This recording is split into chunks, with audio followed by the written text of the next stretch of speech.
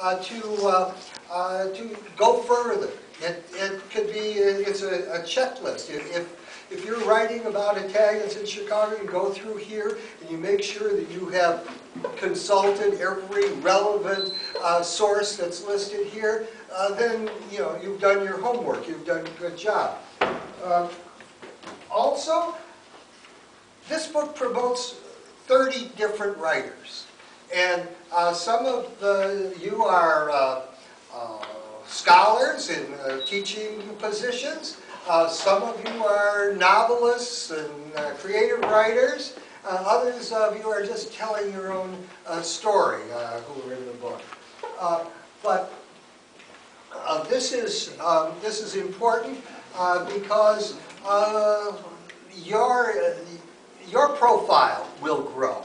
And the whole idea about Italian Americans as writers who care about their past is being enhanced. And so I think it has a lot of potential in that way.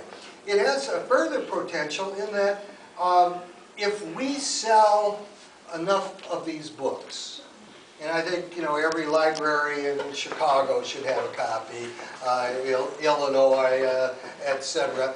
And it will market it, and I welcome marketing ideas. And I ask you, especially if you're an author, to push it as if it were your book totally, instead of you being a part of 1/30th of the book.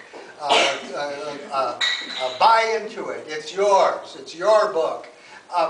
If we do that, then there's intention, and we'll make some profit. We'll put that money into a second book.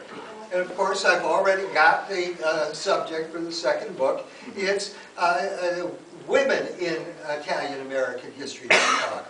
And it'll be the same sort of thing, a sampler, giving us a lot of different stories and a lot of different leads for additional reading, etc. So I'm going to start. I've already started on the second book, and I'm looking for people who would like to volunteer, especially women scholars, and people that tell stories of the women in their families, and people who might want to do research on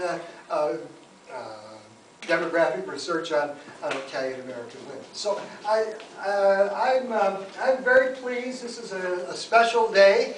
I think that this weather was ordered up. We've had maybe 10 days of the most beautiful weather in the world. And that was, God is sending that as a message that this book is important to Him. But I want to ask, we're going to Skype Fred Gardefei, the co-editor. Fred, I did most of the grunt work, but Fred gave us the cover, the sponsorship, and if I hadn't had Fred as a co-editor, I don't know if I would have been gone forward with the project. So we're going to Skype him, and he'll be on the screen, and he can see you and hear you, and we'll do a 10-minute call or something like that to him right now.